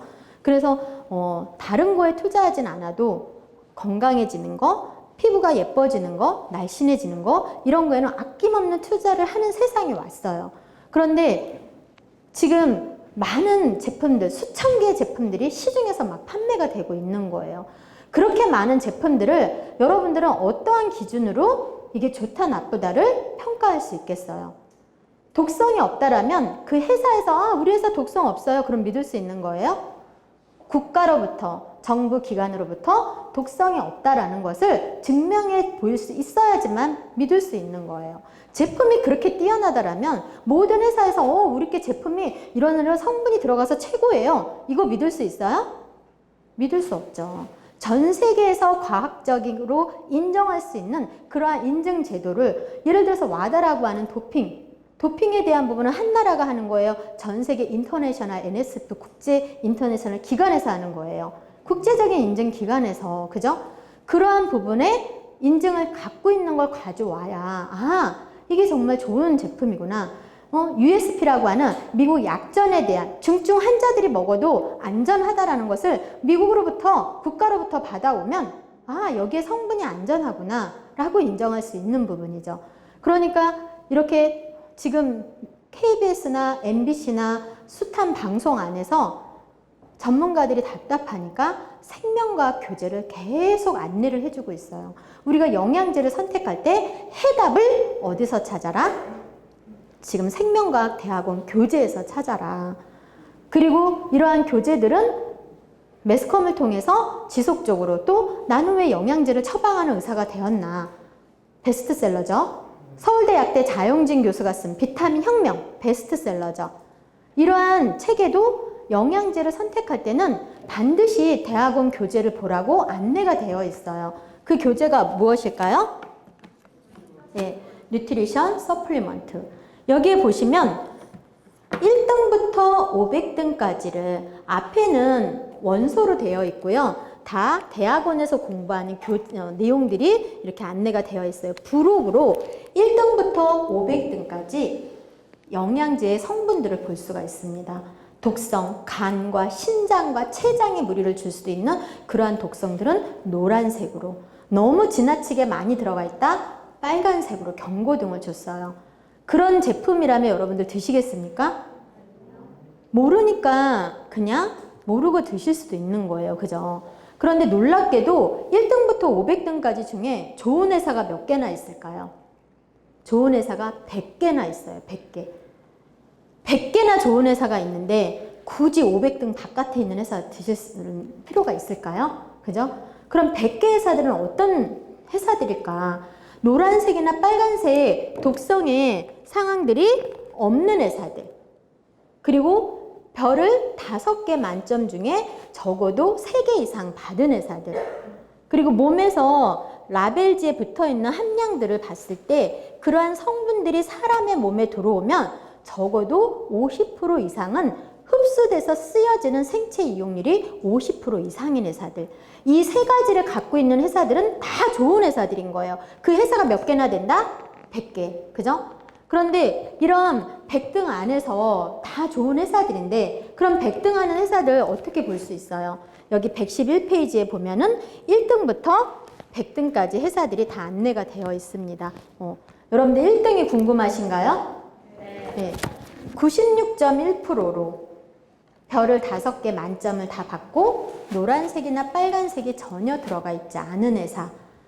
미국 역대 대통령도 주치를 통해서 먹는 회사. 영국 왕실에서 먹는 회사.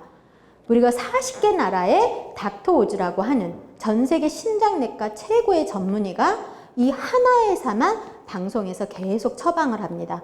그 회사가 어디일까요? 유산화. 네.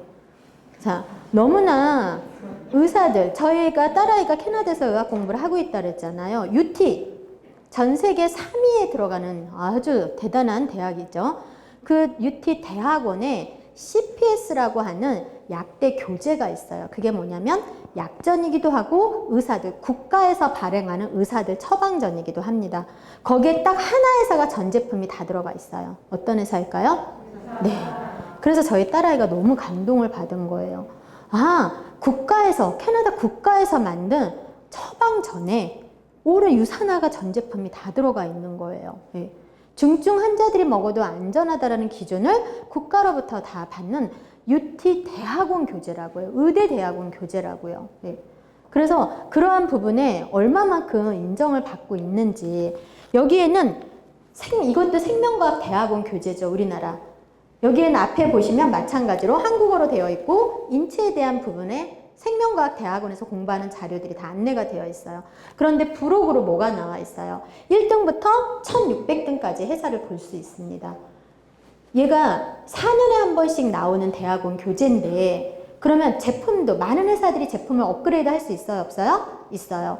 그리고 그러한 제품 안에서 아니 왜 우리 회사를 별을 반 개 안 줬어요? 5개 만점 중에 왜 우리 회사를 노란색 독성 있다고 표시를 해 놓은 거예요? 만약에 그렇지 않다라면 소송을 걸을 수가 있겠죠. 그죠? 그런데 놀라운 건 뭐냐면 20년이 넘는, 이게 지금 가장 최근판 6판이거든요. 20년이 넘게 나온 중에 소송을 하나도 휘말리지 않았습니다. 큰 회사들은 국제 변호사가 20명, 30명씩 있는데 미국은 소송으로 돈을 버는 나라인데 소송을 단 한 건도 올리지 않았다라는 건 뭐예요? 별에 대한 점수를 16가지 기준으로 별점을 주었는데 그 안에는 우리가 심장병에 도움을 주려면 성분 10몇 가지를 이렇게 안전한 형태로 넣어놔야 된다. 그것을 다 넣어놨냐. 기초수명에는 6가지 성분이 필요한데 그 6가지를 수용성의 안전한 형태로 넣어놨냐. 성분들을 다 표시 성분으로 올려놨어요. 그리고 면역에 대한, 세포의 면역에 대한 것도 11가지의 성분이 필요하다라고 그걸 영양제에 다 넣어놨다라면 별에 대한 점수를 주겠다라는 거예요. 간에서 해독할 수 있는 성분이 15가지가 필요한데 그 15가지를 다 넣어놨다라면 별점을 추가로 주겠다라는 거예요. 심장에 관해서 여러 가지 질환들에 관해서 16가지 기준으로 그걸 다 잡아서 평가를 해놓은 거예요. 그리고 그러한 평가를 일반인들이 한 게 아닙니다. 여기에 보시면 79페이지에 보면 전 세계 저명한 의학 박사, 저명한 박사들의 프로필들이 다 안내가 되어 있어요. 소송을 건다면 이분들이 같이 걸리겠죠. 또 85페이지에 보면은 전 세계에는 12개의 기관들이 있는데 그 12개의 기관들이 다 오픈되어 있습니다. 그리고 16가지의 기준들을 다 오픈시켜 놨어요. 그 기준에 따라서 별점을 어떻게 줄 거냐. 또 놀라운 사실은 1600개 회사 중에서 메달을 받은 회사가 5개 회사가 있어요. 1600개 회사 중에. 그 메달은 엄청나게 까다로운 기준을 다 가지고 있어야 돼요. 동메달, 은메달, 금메달 이런 메달들을 보여주고 있는데 여기에 내용에 보시면 자 여기에 이렇게 동메달의 자격 조건은 여기에 있는 많은 내용을 국가로부터 인증을 받아와야 됩니다. 특히 캐나다, 호주는 영양제를 의약품으로 취급하는 나라거든요. 캐나다, 호주에 가서 의약품 인증의 영양제를 인증을 받아오면 동메달을 주겠다라는 거예요. 그럼 동메달만 받아도 굉장히 좋은 회사죠. 그죠? 동메달의 내용을 받고 나는 다음 메달에 도전을 할 수가 있습니다. 그럼 은메달을 받으려면 동메달의 자격 조건을 다 한 후에 은메달의 내용을 받아와야 돼요. 은메달의 내용 중에 뭐가 나와 있냐면 USP, 바로 미국 약전에 대한 인증을 받아와라. 중증 환자들이 먹어도 안전하다는 걸 미국 국가로부터 받아오면 은메달을 주겠다라는 거예요. 이게 얼마나 대단한 내용이에요. 그죠? 그리고 이걸 가지고 그 다음 금메달에 도전을 하려면 은메달의 내용을 다 한 다음에 금메달, 바로 NSF, 뭘까요? 스포츠 인증, 와다, 도핑에 대한 인증까지 받으면 골드메달, 컨슈머랩까지 받으면 다이아몬드 메달, 의약품의 제조 시설로부터 국가로부터 검증을 받으면 플래티늄, 의약품의 제조 시설 및 의약품의 연구하는 기관으로까지 등록이 되었으면 최고의 메달 플래티늄 플러스를 받는 거예요. 그럼 플래티늄 플러스는 뭐예요? 동메달, 은메달, 금메달, 다이아몬드, 플래티늄 이걸 다 했을 때 주는 거예요. 전 세계에서 플래티늄 플러스는 하나 회사가 받았습니다. 1600개 회사 중에 5개 회사가 메달을 받았는데 최고의 메달은 궁금하신가요? 네. 어디서 받았을까요? 네. 자, 별 5개의 독성이 전혀 없이 플래티늄 플러스는 유산화 헬스 사이언스에서 받았어요. 그러니까 독성이 없다라는 건 무엇을 증명하라고요? 회사에서 독성 없다라고 하는 거 말고 국가에서 검증하는 내용에 의해서 증명을 해 보이라는 거예요. 그러면 전문가들도 다 인정을 하는 거니까 전 세계에서 최고의 인정을 제품으로 받았다라면 저렇게 나와 있는 전 세계에 과학적으로 증명이 될 수 있는 것을 다 인증을 가져오라는 얘기거든요. 그런 인증을 가져올 수 있는 회사가 있을까요? 그랬다라면 저기에서 높은 메달을 받았겠죠. 그죠? 과학적인 부분, 국가에서 인증하는 부분, 전 세계에 인증하는 부분을 가지고 증명을 할 수 있는 건 전 세계 유산화 하나라고 얘기하는 거예요. 미국에서 이렇게 세포를 재생시킬 수 있는 특허에 대한 부분, 그죠? 전 세계 생명과학의 전문가들이 뭐라고 얘기하게요? 100년, 200년이 지나도 유산화의 레시피를 절대 따라올 수 없다. 건강에 대한 부분을. 얼마나 우리는 누군가의 사람의 말을 참 믿기 어려운 세상에 살고 있어요. 기업들의 영업 홍보 광고에 많이 속는 상황으로 참 많이 왔습니다. 지금은 국민들이 지식이 많이 높아지고 정말 한 분야에 내가 전공하지 않았더라도 전문가보다도 더 많은 내용을 알고 있기 때문에 어설프게 사람한테 다가가서는 오히려 신뢰를 더 잃을 수가 있는 거예요. 그죠? 이렇게 많은 내 분야가 아니어도 관심이 많은 이 분야가 건강 분야인 거고 이런 건강 분야 안에서 올바른 지식의 체계를 잡는다는 건 참 어려웠지만 지금 저렇게 이제 KBS나 MBC의 의학 박사, 영양학 박사들이 이렇게 교재를 지속적으로 안내하면서 이제는 다 드러나게 된 거죠. 제품이 내가 많이 아프고 내 아이가 많이 아프다라면 빨간색으로 경고등 들어오고 20%, 30%짜리 드실 수 있어요? 자, 우리의 세포에 대한 얘기 잠깐 몇 초만 할게요. 우리의 세포는 기본적으로 몇 개월을 살고 다시 태어나나요? 6개월. 몇 프로의 세포들이? 70%의 세포들이. 내가 간세포의 건강 상태가 이 정도라고 해볼게요. 그럼 얘가 6개월을 지나서 다시 태어나면 어떻게 태어났으면 좋겠어요? 아주 건강한 상태로. 그죠? 자, 그러면 이 세상에 아픈 사람이 누가 있어요? 근데 왜 사람들은 아픈 사람은 계속 아프냐라는 거예요. 나의 세포의 건강한 상태 그대로 다시 태어나기 때문에 그런 거예요. 그러니까 아픈 사람은 항상 아픈 거예요. 그래서 몸에 좋은 것들을 왜 6개월 동안 섭취하라고 해요? 내가 기본적으로 6개월 동안 먹어서 세포의 건강 상태를 이만큼 채워놓는 거예요. 그럼 얘가 죽고 태어날 때는 어떻게 태어나겠어요? 이만큼 채워진 상태로. 그죠? 또다시 6개월의 시간들을 통해서 조금 더 좋아진. 그러다 보면 시간 속에서 최적의 상태가 만들어지겠죠. 영양제가 사람의 질병을 낫게 하는 게 아니에요.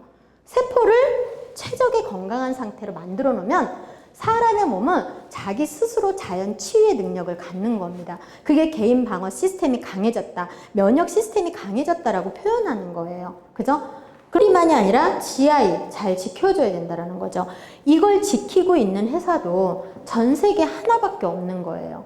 유산화가 아니라 지식을 넣어주는 역할을 하면, 지식이 생기면 그들이 올바른 건강을 해치지 않게, 향상성을 깨뜨리지 않게, 셋포인트를 자꾸 올려서 요요가 생겨나지 않게 건강관리 잘 할 수 있도록 우리는 지식을 넣어주는 역할을 하는 거예요. 그러한 지식이 생기면 몸의 건강을 잘 챙겨서 정말 건강하게 몸의 라인을 만들 수 있으니까 2세도 만들어야 되고 앞으로 아주 건강한 몸 상태를 가져가야 기형아 출산율도 지금 현대인들 기형아 출산율이 계속 올라가고 있잖아요. 그죠? 두 번째로는 뭐예요? 두 번째는 어떤 성분을 잘 먹어야 된다? 단백질. 자, 단백질은 내가 사람의 몸무게의 몇 % 먹어야 된다? 10% 이상 넘기면 안 된다. 내가 60kg면 60g만 드셔야 돼요. 지용성 비타민처럼 몸에 보관을 했다가 저장을 했다가 쓰는 애들이 아니에요. 단백질은 내 몸에서 아미노산의 형태로 분해가 되지 않으면 100% 독소로 바뀝니다. 사람의 몸에 독소가 나가는 길은 4가지라고 그랬어요. 가장 기본적으로는 3가지로 먼저 나가야 된다. 배변을 통해서, 소변을 통해서, 땀을 통해서. 근데 이러한 길이 막혀 있고 많은 양의 독소량이 나갈 때는 어디로 끌어올린다? 외피, 피부로 끌어올린다. 그러니까 아토피 있는 분들이 단백질의 성분을 먹으면 더 많은 반응을 보이는 거예요. 왜? 단백질은 아미노산으로 분해가 되지 않으면 어떻게 된다고요? 다른 성분은 독소가 안 되는데 얘는 독소가 된다고요. 그래서 몸의 기능들을 더 어렵게 만든다고요. 근데 여러분들 고기 뭐 어떻게 드세요? 몇 근이나 드세요? 오늘 마음껏 먹자. 이런 거 많이 드시잖아요. 그죠? 그런데 그런 아까 제가 얘기 드렸던 간장에 다 저며서 100가지가 넘는 화학 원료에 저며서 그걸 숯불에다 다 태워가지고 드시잖아요. 그게 몸에 얼마나 안 좋겠냐라는 거예요. 그러한 단백질, 육류는 익히면 조직이 변화됩니다. 그래서 건강하게 먹으려면 날고루 드셔야 되는 거예요. 그죠? 근데 그러기가 어렵죠. 그러니까 의약품 기준, 우리가 어떤 유청 단백, 단백질 중에 안전한 단백질, 유청 단백 100%, 분리대도 단백 100%. 유청 단백은 항암에도 되게 효과가 좋고, 그죠? 분리대도는 좋은 콜레스테롤의 수치를 높여주고 나쁜 콜레스테롤 수치는 낮춰주고. 그래서 사람의 몸에 따라서 내가 암을 가지고 있다? 그럼 유청 단백을 드시고 분리대도 식물성 단백을 7대3 정도로 먹는 게 좋다. 근데 내가 콜레스테롤 수치가 너무 높다? 그러면 분리대도 단백을 잘 많이 드시는 게 좋다. 근데 똑같은 분리대도, 똑같은 이름을 가지고 있는 유청 단백, 다 같은 성분일까요? 전혀 다릅니다. 여러분들이 페퍼민트라고 하는 오일 있죠? 같은 5ml인데 어떤 회사는 2만 원이고 어떤 회사는 몇백만 원이에요. 똑같은 페퍼민트인데 무슨 방법의 차이일까요? 추출하는 방법의 차이, 효능의 차이, 결과적으로는. 그럼 똑같은 유청 단백이다? 같을까요? 다른 겁니다. 그래서 기준을 봐야 돼요. 국가에서 정하는 기준, 국제적인 인증 기준. GMP라고 하는 거, 일반 GMP가 아니라 CGMP, 의학 GMP는 산성비에 의해서 거기는 유기농 원료만을 쓸 수 있어요, 법적으로. 그죠? 그리고 그 유기농 원료도 산성비에 의해서 오염이 되면 그 원료는 쓸 수가 없습니다. 100% 독성을 다 정제시키고 화학물질들을 정제시켜서 안전한 성분만을 뽑아서, 그러면 어떤 유기농 농장에서 나오는 자라난 식물이 중요해요? 아니면 이런 엄격한 기준을 가지고 있는 게 중요해요? 엄격한 기준을 가지고 있는 게 중요하죠. 그걸 국가로부터, 국제적인 인증기관으로부터 받는 게 중요하다라는 거예요. 그래서 단백질도 안전한 제품, CGMP를 가지고 있는 그런 회사, 유일하게 어디다? 네. 자, 그러면 우리나라 식약처에 들어가서 여러분들이 일반인들이 몇 그램 정도가 권장량인지 보세요. 한 끼에 12g이 일반인들 권장량이에요. 그럼 다이어트를 하는 사람들은 이거보다 더 많이 먹어야 돼요? 적게 먹어야 돼요? 조금 더 높여서 먹어야 되겠죠. 그래서 적어도 15g은 들어가 있어야 된다. 그런데 이러한 회사들이 어떻게 들어가 있어요? 네. 보시면 8g, 10g, 7g 이런 식으로 들어가 있거든요. 그러면 일반인들이 우리 한국의 식약처에서 권고하는 일반인들 양보다도 안 들어가 있죠. 이런 것을 우리가 소비자들은 볼 수 있어야 돼요. 돈 안 들이고 있구나. 양질의 성분이 아니구나. 기본적으로 향상성을 지키지 않는 과학적인 상황이 아니구나. 그래서 몸이 망가질 수도 있겠구나. 그죠? 단백질이 부족하다라는 건 뭐예요? 기초대사량을 떨어뜨린다라는 거잖아요. 그럼 요요를 쉽게 겪는다라는 얘기잖아요. 그럼 향상성이 깨졌고 셋포인트가 올라가는 거 너무 당연한 거잖아요. 그죠? 이런 부분들을 잘 알고 있어야 된다. 자, 식이섬유 다 끝났습니다. 자, 식이섬유와 유산균은 헷갈리시면 안 돼요. 식이섬유와 유산균. 식이섬유 이런 복합적인 성분 안에서는 9g 이상은 들어가 있어야 된다. 이러한 모든 내용을 완벽하게 지키고 있는 회사도 하나다. 자, 그러면 식이섬유와 유산균은 어떤 차이를 가지고 있을까요? 유산균을 먹어서 변이 잘 나오면 유산균의 효과가 뛰어난 걸까요? 아닙니다. 변을 잘 보려면 그냥 저렴한 식이섬유 드셔도 괜찮아요. 대장 안에 이렇게 육모털들이 촘촘하게 있어야 건강한 장입니다. 그런데 사람이 나이를 먹으면 장이 하수가 돼요. 밑으로 이렇게 처진다는 얘기예요. 그러면 근육이 처졌으니까 이 안에 장의 상태가 좋지 않으면 용모털도 벌어지게 돼 있어요. 그러면 우리가 신장에서 간에서 해독하고 간에서 지용성을 수용성 독소로 바꿔놓고 다시 신장을 걸쳐서 나가줘야 되는데 독성들이 이런 장의 용모털들이 벌어져 있으면 그 안으로 다시 들어오는 거예요. 그래서 혈액을 타고 악순환을 계속 반복하는 겁니다. 그러면서 더 간이나 신장의 기능을 더 망가뜨릴 수도 더 어려움을 주는 거거든요. 그거는 기본적으로 장의 환경이 좋아야 된다. 그죠? 이렇게 장의 환경에서 좋은 역할을 하기 위해서는 장 안에 70%의 무슨 세포? NK세포. NK세포의 역할이 크죠? 자, 우리가 바이러스 어떻게 생겼어요? 이렇게 길다랗게 생겼어요. NK 면역세포 어떻게 생겼어요? 동그랗게 생겼습니다. 바이러스가 딱 장 내부로 들어오면 우리가 이미 코로나 바이러스에 걸린 거예요. 굉장히 빠른 속도로 막 움직이죠. 그거보다 더 빠르게 움직여서 이 안으로 쏙 들어가는 NK 면역세포. 이렇게 되면 바이러스를 잡은 거죠. NK세포의 70%가 아주 건강해져야만 이런 역할을 하는 거예요. 그러니까 면역을 높이는 것밖에 답이 없다. 그럼 유산균이라고 하는 건 뭐예요? 유산균. 유산균은 이런 NK세포에 영향을 주는 거고, 장에는 좋은균, 유익균 몇 프로? 20%, 유해균, 나쁜균 몇 프로? 20%, 중간자균 몇 프로? 60%. 자, 그러면 좋은균이 살짝 높으면 60%는 다 중간자균은 좋은균으로 다 합류해버려요. 나쁜균이 살짝 높으면 60%가 나쁜균으로 다 합류해버립니다. 그러니까 좋은 균들이 살짝 높은 상태. 그래서 유산균의 역할이 굉장히 큰 거예요. 그죠? 그럼 유산균은 항문 끝까지 살아 내려가야 되는데 우리가 위산을 스포이드로 딱 떠서 이런 플라스틱에 놓으면 다 녹아버립니다. 엄청난 강산이에요. 그러한 강산을 뚫고 항문 끝까지 살아 내려가는 균주는 전 세계적으로 BB12, LGG 두 가지밖에 입증된 게 없습니다. 얘네가 50억 마리, 50억 마리, 5대5로 100억 마리 이렇게 들어가 있어야 되는 거죠. 그게 정말 그런 균제들을 들어가 있는 유산균을 먹으면 과민성 대장 증후군 있는 사람은 즉각적으로 알아요. 그냥 장이 그냥 뭐 괜찮고 크게 나쁘지 않은 사람들은 잘 모를 수 있어요. 네.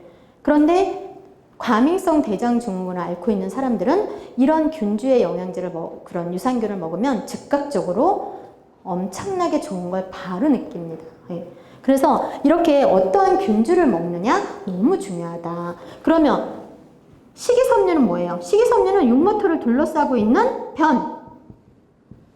이 사이사이에 있는 변들을 부풀려서 몸 바깥으로 빼줘야 돼요. 유산균을 먹고 변을 잘 봤다는 건 어떻게 보면 싼 식이섬유가 들어가 있을 수도 있습니다. 그죠? 그런데 유산균이라고 하는 것은 장 사이사이에 오래된 변들까지 다 부풀려서 빼야 돼요. 이게 하루아침에 빠질까요? 중증병에 있는 분들은 이 오래된 변을 먼저 제거하는 수술을 한 후에 치료를 하는 경우가 많습니다. 숙변 제거 수술, 오래된 변 수술, 그죠? 그래서 이러한 변들이 몸 안에서 20년, 30년, 40년, 50년 한 번도 몸 바깥으로 안 나간 변도 있을 수 있어요. 사람의 몸에. 그래서 림프암, 혈액암의 원인이 뭐예요? 변비로 많이 알려져 있잖아요. 그죠? 수술할 수 있어요? 없어요? 없어요. 혈액을 타고 돌기 때문에. 그래서 장의 환경을 깨끗하게 가져가는 거, 항상 신선한 변으로 변을 안 가지고 있을 수는 없으니까.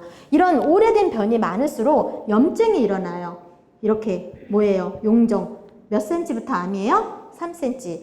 자, 개실 쓸데없이 대장 피부 조직이 늘어나죠. 여기에 찌꺼기들이 끼면 이 개실은 용종 다 뭐로 가는 거예요? 암. 그래서 대장 내시경을 통해서 잘라내잖아요. 그죠? 그럼 이런 게 생기지 않게 하는 게 답이죠. 이런 게 생기지 않게 하려면 어떻게 해야 되겠어요? 불용성 식이섬유, 수용성 식이섬유, 그리고 장 내의 환경을 도와줘야 되는 이눌린이라고 하는 프리바이오틱의 가장 고가의 원료인 이눌린이 같이 들어가 있을 때 장벽에, 장벽도 피부잖아요. 장의 환경을 좋게 해주는 거예요. 그래서 식이섬유와 유산균은 잘 드셔야 됩니다. 여러분들이 우리가 인간 세포 몇 조개의 세포로 구성되어 있어요? 60에서 100조개. 근데 60에 100조개의 절반가량의 수의 미생물들이 어디 살아요? 장에 살아요. 지금 그래서 장내 미생물을 가지고 앞으로 내가 어떠한 질병에 걸릴 수 있는지를 다 알 수 있습니다. 지금은. 지금 현대의 20대 아이들한테 너무 무섭게 생명의 위협을 느끼게 하는 질병이 하나 있어요. 장내 미생물을 먹이를 주지 않아가지고 얘네들이 장 점막을 다 갉아먹고 장 점막을 다 갉아먹을 때까지도 먹이를 주지 않아서 장벽까지 갉아먹어서 구멍이 뻥 뚫려서 출혈이 계속 일어나는 병, 크론병. 지금 저희는 저의 지인 교회에 잘 모르는 집사님의 딸도 크론병으로 21세에 사망했어요. 과다출혈로. 왜 그럼 20대에서 이런 상황이 벌어질까? 먹는 습관, 라이프 스타일, 치킨 먹고 피자 먹고 콜라 먹고. 자, 장내 미생물의 첫 번째 먹이는 뭐예요? 유산균, 식이섬유, 종합비타민.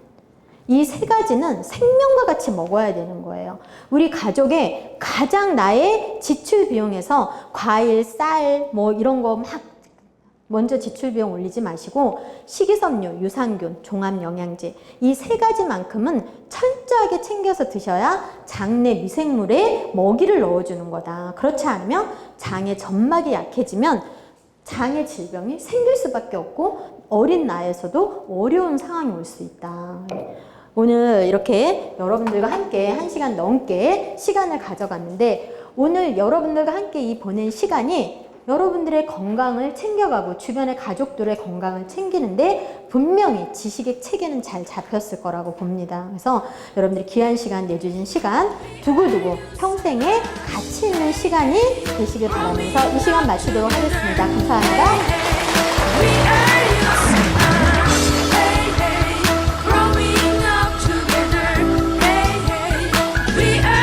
강의를 해주신 박상자 강사님께 다시 한번 감사의 박수 부탁드립니다.